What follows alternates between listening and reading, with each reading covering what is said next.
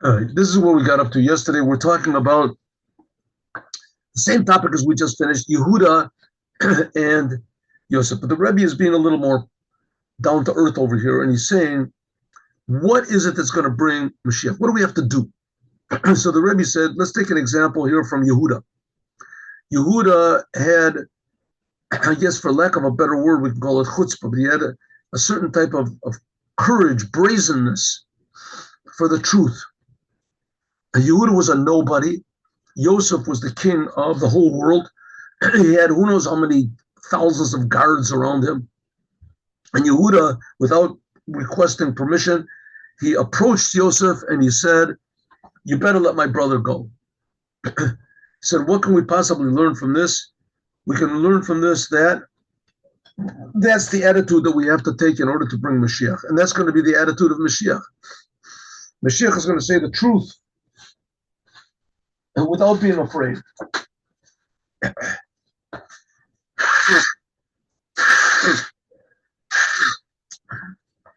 It's not going to be necessarily an emotional way. He'll just say the truth for the sake of the truth. He doesn't care who he says it to. Of course, you have to be sure that you're saying the truth, and you have to be sure that you're saying it in a way that doesn't express some sort of hatred or whatever. But nevertheless, that's the whole point, is saying and doing what's true because it's true.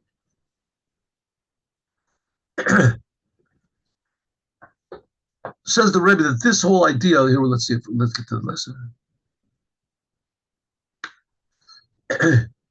So that's two ways we can look in the world. A person can be in the world. And I told you the story about the Chabad rabbi with the lighting of the Hanukkah candles with the President of the United States. That they were on this big, whatever it is, platform. And the President of the United States said, light all the candles. And the rabbi said, it's only the fourth night of Hanukkah, and we only light 4. And the rabbi said, but there's 8 lights, you should light them all. And they were in front of you, it was televised, and it was whatever it is, and the thousands, tens of thousands, hundreds of thousands of people were all watching. And the rabbi said, listen, this is the President of the United States, I don't want to get him angry. And he agreed to come over here, and he's making a request from me, I should acquiesce, to what it is. So he lit all 8 lights, and when he reported to the Lubavitcher Rebbe afterwards, he said, I'm disappointed, I expected more from you. I expected more from you. What do you expect? I mean, nothing bad happened. The lighting the candles is not doing a mitzvah for anybody. It's just advertising the Hanukkah. What difference does it make? He said, no, you had to do it exactly right. You shouldn't have been intimidated by the President of the United States. You should have said, Your Majesty, I want to advertise, what is your honor, Mr. President? I have to advertise this to all the Jewish people that they should know that tonight is the 4th night.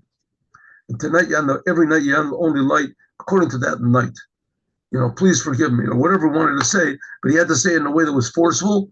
And that's what Rebbe said. And there's 2 ways of being forceful among the nations. One is according to the standards of the nations, and another one is that you're standing totally above anything in the world, or the non-Jews, and how much more so you're above the whole idea of the exile. And exactly the opposite.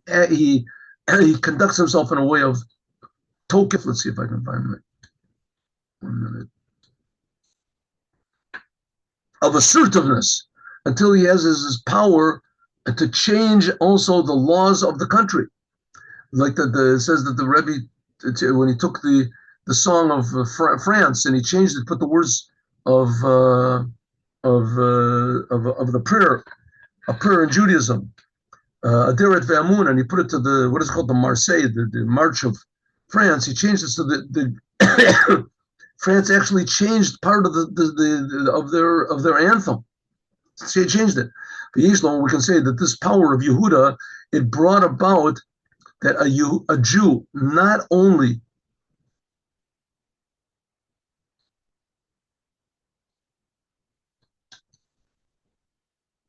that he can rule over the world and over the non-Jews in the time of the exile, like Yosef did, but even more, he's totally above this whole The whole exile, totally above. How can that possibly be? We'll see. Above. Yuvan said, how is it possible that a Jew can be totally above the whole entire idea of the exile? Now, again, I think we have to get this really clear. The essence of what the Jewish people are here, maybe this is the best example of what we're talking about. The Jewish people are the sons of God. Every Jewish person in Israel, especially the leaders in the government, even the religious leaders in the government, would never in a million years say a thing like that. They would never stand in the United Nations and say, we are the sons of God. It's true. It says in the Torah. It says in the Torah twice clearly. We are the sons of God. God is creating the world. You're messing with the sons of the creator of the universe. No one is going to say that. No one will say it. Who's going to say it in Israel? We're the sons of God. Even the most religious person in the world what type of a thing is that to say? Right? It's a chauvinistic, egotistic, whatever you want to call it, tistic thing to say. It's a bigoted thing to say. It's a what it is. Right? I don't know what the words are, but who would say it like who's the son of God? What are you talking about, son of God? What are you talking about? That's a crazy idea, crazy religious idea. He says, but it's the truth. It's the fact. It's the fact. And there was a lot of times when I was chosen to speak. Sometimes I appear in front of like soldiers and everything. There was one time I remember they took me and they said, before I went up on the stage I play guitar also, they said, listen, don't say anything. There's non-Jews in the crowd also. So there's non-Jewish soldiers in Israel. Don't say anything about Jews. Say about Israelis. When you say about Israel, say about, or the Jewish people or something like that. So I went up on the stage. The first thing I said is, good evening. This is the holiday of the Jews. The Jews are the God's chosen people. I saw the people that chose me, put me up there. They didn't know how to get me off the stage. They didn't know what to do. Should they just run up and it would have been. So I said, God chose us. We're God's chosen people. God chose us to tell all of the non-Jews how much he loves them. He creates them. He creates them. That's what it means that we're the sons of God. We're sons of God. Just like God is the creator of the world, the Jews are here in order to benefit the whole entire world. That's what I said. Right? That's what I said. And it went over. It went over. They didn't, which is the truth. I just said what the truth was, I mean, you have to be careful. You can't say, listen, we're the sons of God and you people are nothing. You have to be, you have to serve us. Okay, you have to understand what you're saying. It can't be in a way that it implies something negative. Something negative. But the fact of the matter is that Jewish people are the sons of God. Every single Jew. Huh? Why not say it? So it says, let's see how we can manifest this. Yuvan said we can understand this in a way like Mordechai did. Mordechai in the time of Achashverosh. And Mordechai was Matzav Dome Yehuda Ba'amdo Lifnei Yosef. It was something like Yehuda standing in front of Yosef. Even since the Bnei Israel, the Jewish people, they were in the exile of Persia, whatever. Pras Umadai, Persia, in what was it? In Greece, Syria, whatever. In any case, in the time of Mordechai, they were under the rulership of Achashverosh. It says that Achashverosh ruled over the whole world. Not like in the days of Hanukkah, that was in the time. Hanukkah, there was the Holy Temple. Purim was much worse. It was between the first temple and the second temple. Nevertheless, the conduct of Mordechai was lo yichra v'lo yishtachaveh. Mordechai did not bow down. He did not bend in front of the king. Everybody, Kol Avdei HaMelech Korim, everyone in the kingdom, they were all bowing down to Haman because that's what the king commanded. And Mordechai stood very firm, even as when everyone else was bowing down. And all the servants of the king said, Madua ata over al mitzvos hamelech. Why are you transgressing what the king says? Be smart. What's the problem? Achashverosh invited all the Jews to his meal. You can see Achashverosh is a friendly guy, right? We can get along with him. We can make a deal with him. Achashverosh chose Haman. Bow down to Haman. What's the big deal? Just bow down. Everybody's bowing down to Haman. You don't have to really bow down. You just go like that, bend your head a little bit. And until you say you got a bad back, do something with it. Mordechai said, I'm not going to, lo yichra v'lo yishtachaveh. He said, I'm not going to even bend down. Lo yichra means to bend down. Everybody said, why? Well, they just said to Mordechai, what are you doing, man? What are you doing?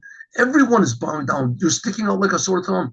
Bow down. Mordechai said, no way, I'm not going to do it. I'm not going to bow down. I'm not even going to bend. But the Mishnah Shal Melech, when the meal of Achashverosh, it says in Megillas Esther, Ken Yisar Melech Lasos Kiratzon Ish V'ish, that the king was willing to please everybody. It says, to Pirush, what does it mean? He wanted to please everybody. He wanted to please Mordechai and Haman. Mordechai was called an Ish Yehudi, and Haman was called Ish Tsar V'Oyev. Ish V'ish, he said that the king wanted to please everybody, what really means he wanted to please Mordechai and Haman together. And the Midrash to this, it says that there's two meanings. What does it mean? Kodesh Baruch Hu, God said, Ani eni yotzei miyadei brioti, va'ata mavakesh lasot kiratzon ish v'ish. God said, you want to do something that I can't do. I created everybody differently. God said, I can't please everybody. And Achashverosh, you want to please everybody? No, the custom of the world is, Shnei b'nei Adam, if two people want to get married to one woman, she can get married to both of them. This is what the Midrash says. Ela olazeh olazeh. Either the world has to be the way Mordechai wants, or the world has to be the way Haman wants. The Kain shtei sfinos, also same thing. Two men can't marry the same woman. The same thing, two ships that were that they came to what was a narrow place. One wants to go to the north, one wants to go to the south. One is going northward, the other one goes southward. They meet together. Both of them can't pass the same place. Tomorrow, he brings three examples in the Midrash. Two people come for judgment. Ish Yehudi v'ish Tsar V'Oyev. One is a Jew, and the other one is the anti-Jew. He hates the Jews. Yochal Ata, you can say L'dei Shneihem. You can say, okay, you know what? The Jews will be okay, and I'll exterminate the Jews. I'll do both. You can't please both of them. Ella she'ata maromem lazeh v'tzolov lazeh. Either you elevate one and kill the other one. You have to elevate one and kill the other one. They can't live together. Achashverosh made a big mistake. Since you can't do two opposites at the same time. Also, the will of whether Mordechai wants that the Jews should exist, they should do Torah and the commandments, or Haman wanted that there shouldn't be any Jews at all. He wanted to exterminate them all. You can't have both of them together. Therefore, Kantru Akatuv, it says, the Torah says, Ki lo yachol says Yidei Mordechai v'Haman amitnagdim. You can't possibly fulfill the will of both of them. Both of them. So that's what it means, Ki ratzon ish v'ish. In other words, to show that Achashverosh was a fool. Other meaning is, Rav Huna, in the name of Rav Binyamin ben Levi, says, because Olam Hazeh, in the time when the north wind blows, Ein Ruach Dromis Menasheves, the south wind can't blow. But in the future, Bir Kibbutz Galios, when I gather all the Jews together, Omer Kodesh Baruch Hu, God says, Ani Mevia Ruach Agrastis, I will bring what's called a Ruach Agrastis to the world. What does that mean? Sheshtei Ruchos Mishtamshin Bo. It'll be a new spirit new wind, that all of the winds in the world can be utilized in it. Mi hu zeh she'oseh ratzon yireyav, God. God can do whatever he wants to. Ratzon yireyav yaseh. Kolomar, in other words, ani sheyeh zeh le'umo zeh yaseh Hashem ratzon shneim. God said, I'll be able to make both of them. How? Hainu ratzon yireyav yaseh v'shavosam yishma v'yoshim. That even that even though the two requests, Haman and Mordechai, oppose one the other, Yishma Hashem Shneim, God will answer both of them. How can God passively answer both of them? One wants to exterminate the Jews, the other wants the success of the Jews. We'll see. Masha'inkin, which is not the case, Achashverosh is not able to do the will of both of his subjects, right, that oppose one the other. Afalgav, even though the Omer that he said, Beis Bnei Adam Bakshim, the Saisha, even though it says two men want to marry the same woman, or two ships want to travel through the narrow canal, in the custom of the world, nature, both of them can't be pleased. Avol biyirei Hashem, if there are those who fear God, God can actually do both of them. How is it going to be that God can do away lasot kiratzon ish v'ish? Okay, what does this mean? What does it mean?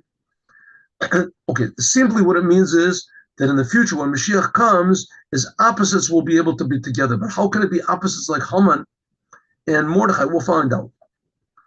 Tzorech lahavin, we have to understand mistimas. Now, what's this got to do with what we're talking about? We said that Yehuda and Yosef is talking about the future redemption. And the future redemption is going to come because Yehuda fears only God. He doesn't fear anything else except for God. It's going to be Yehuda. Tzorech lahavin says we have to understand mistimas lashon Gemara, what we said from the Gemara lashon ish v'ish. Lasot, that God will do like the will of Mordechai and Haman, Belishun, without negating either one of them. Mashma, this implies that also Achashverosh, there could be such a way to do this. In other words, we said Achashverosh, you can't do it. Implies why you can't do it as you are now, but there's a possibility to do it, right? Like, let's take an example. A weak person cannot be strong. He's weak. This person is weak. He can't lift up 1,000 pounds. A weak person can't. He's weak. If he lifts 1,000 pounds, he's not weak anymore, right? Not weak anymore, because weak and strong are the same thing. Achashverosh, he can't do these things that God can do. Why? Because he's weak. He can't be like God. But it's possible that he might be able to. It's possible. It's just he can't do it and remain his same identity. But let's say we say that the color green can't be 75. That's ridiculous. There's no comparison whatsoever. So if we say that Achashverosh can't do both together, this seems to imply that he can, right? And maybe that he might be able to. It just in his present situation he can't. If we say green can't be 75, it doesn't mean green in his present situation. There's two different worlds. So if we're saying that Achashverosh can't do this thing that God can do, it means that he can't do it as he is now. If so, how can the Midrash be the Milsa B'Taima? It says this is a logical thing, that it's impossible to do two wills opposite. And we said in the second Midrash, so